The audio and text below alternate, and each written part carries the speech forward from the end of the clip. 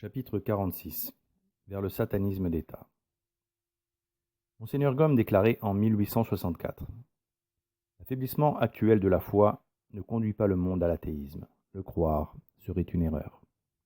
L'athéisme, comme on l'a dit, ne sera pas la dernière religion de l'humanité. L'athéisme est une négation.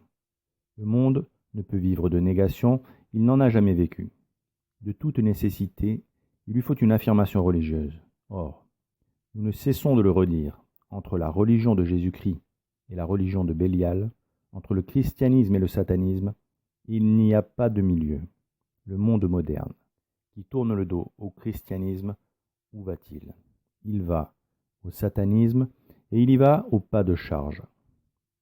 Puis Monseigneur Gomme ajoutait qu'il avait la certitude que pour combattre le fléau qui s'abattait sur le corps mystique du Christ, la première condition était que le clergé instruisît solidement les fidèles sur la puissance des anges bons et mauvais. Il précisait en outre que, selon lui, toute notre éducation était à refaire. Et d'ailleurs, ce fut la tâche à laquelle il s'appliqua dans son traité du Saint-Esprit, en montrant combien Satan, dans son orgueil et sa méchanceté, entend se poser en challenger de Dieu pour lui voler les âmes des hommes, et comment il impose avec malice sa puissance sur le monde pour être vénéré à la place du Seigneur. Monseigneur Gomme, en homme de foi avisé, avait retenu l'enseignement du grand pape Pie IX qui déclara « La révolution est inspirée par Satan lui-même. Son but est de détruire de fond en comble l'édifice du christianisme et de reconstruire sur ses ruines l'édifice social du paganisme. » Or, 20 ans après la diffusion du traité du Saint-Esprit, le 13 octobre 1884, le souverain pontife Léon XIII eut une vision terrifiante. Satan, avec la permission divine, s'apprêtait à attaquer l'Église avec des moyens encore inégalés. Le souverain pontife en fut si choqué qu'il écrivit une prière contre Satan et les anges apostats afin de mettre en fuite les démons et de minimiser leur action perverse sur le monde. Cette prière fut composée d'après le formulaire des exorcismes du rituel romain. Elle peut préserver de grands maux la famille, la société et ceux qui la récitent. Elle peut être dite tous les jours, même par de simples fidèles, à l'église, à la maison ou dans la rue.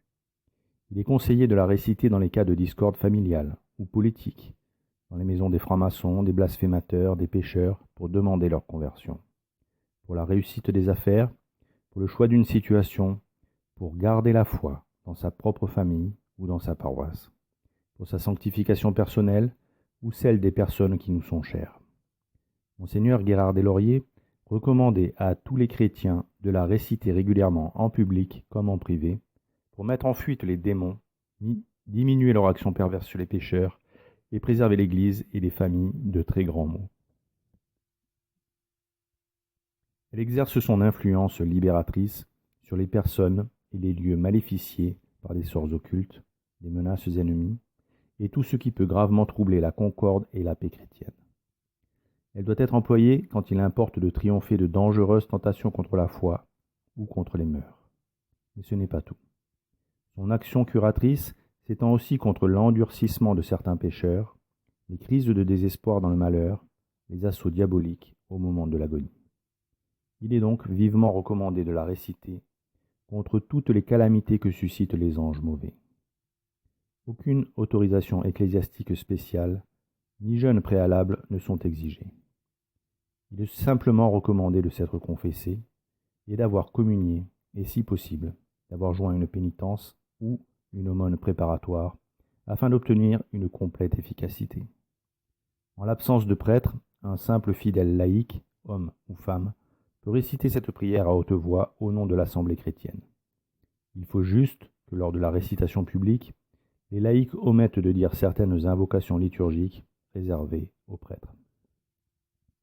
À cette époque, le souverain pontife ne doutait pas une seconde que les entités spirituelles maléfiques très puissantes, nommées démons, cherchaient la perte éternelle de tous les hommes.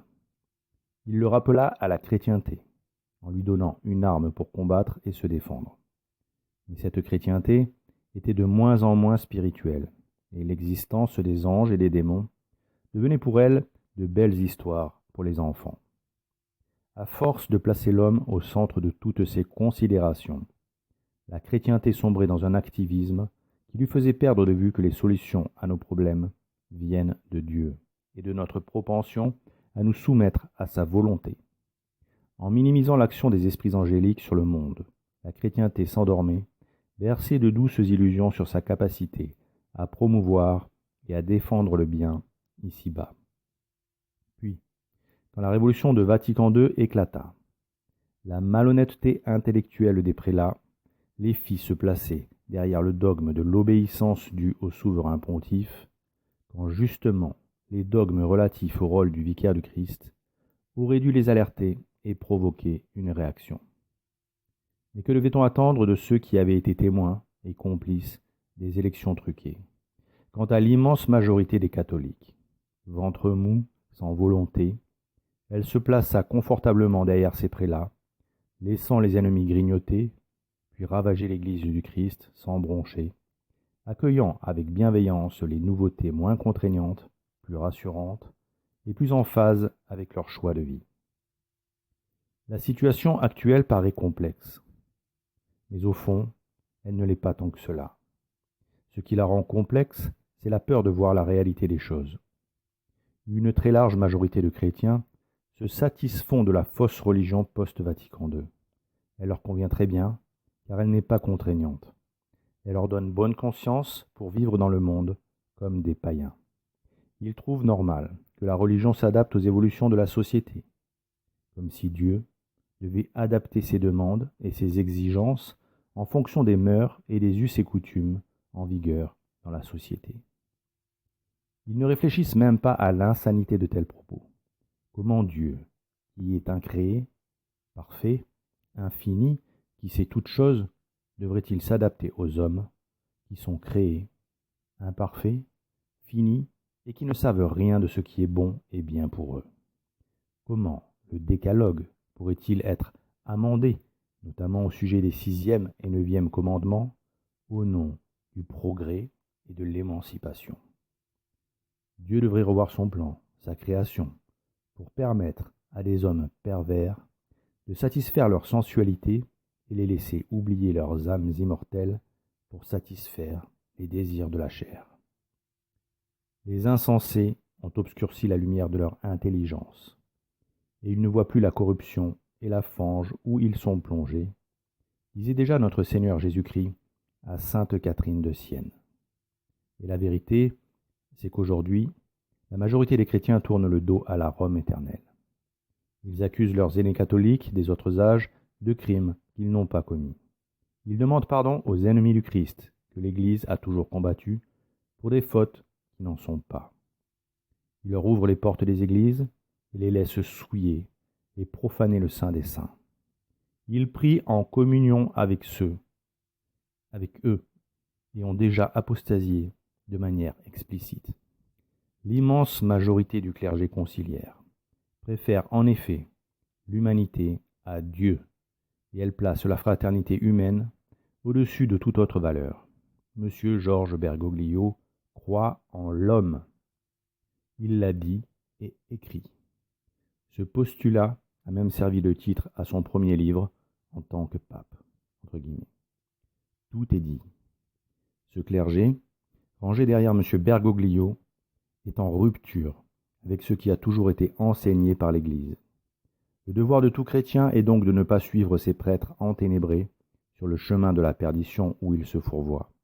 Et tout chrétien doit prier pour ceux qui sont dans l'erreur, pour leur conversion, pour qu'ils soient sauvés par la grâce et par les mérites de la passion de notre Seigneur Jésus-Christ, comme la très sainte Vierge nous l'a demandé à Fatima ou à la Salette. La Sainte Vierge nous avait averti que cette situation se produirait. Rome perdra la foi et deviendra le siège de l'Antéchrist. L'Église sera éclipsée. La situation peut nous sembler inextricable, car humainement, effectivement, tout est perdu. Mais ne doutons pas que Dieu, dans sa miséricorde, nous enverra une solution. Nous devons espérer en la divine providence. Rappelons-nous des paroles rassurantes de la Sainte Vierge. Les enfants de la Sainte Église, les enfants de la foi, mes vrais imitateurs, croîtront dans l'amour de Dieu et dans les vertus qui me sont les plus chères. Heureuses, les âmes humbles, conduites par l'Esprit Saint. Je combattrai avec elles jusqu'à ce qu'elles arrivent à la plénitude de l'âge. Par plénitude de l'âge, il faut sans doute comprendre la fin du 5e âge de l'Église, la fin de l'Église de Sardes. En attendant ce moment, dont seul Dieu connaît la date, prions pour la conversion des pécheurs, des incroyants et des hérétiques. Il faut écouter les conseils de la très sainte Vierge. La Sainte Mère de Dieu a vu ce qui allait se passer. Pour nous défendre, elle nous a donné le moyen de passer à travers les épreuves. C'est la récitation quotidienne du chapelet. Elle savait que l'ennemi mépriserait ce moyen simple de garder la foi et d'être protégé. Pourtant, le 6 août 1945, un miracle de taille a attesté de la puissance de cette dévotion. À Hiroshima, quand la bombe américaine explosa, la température monta à 3000 degrés Celsius. Dans un rayon de 3 km, les immeubles furent détruits par le souffle de l'explosion ou par les incendies. Jusqu'à 1200 mètres du centre de l'explosion, des victimes moururent instantanément. Et lors de l'explosion, quelques personnes survécurent. Ce fut le cas d'un groupe de jésuites missionnaires allemands. Ils furent épargnés de toute contamination radioactive, alors que leur maison se situait à 100 mètres du centre de l'explosion. Ils ne mourirent que bien des années plus tard.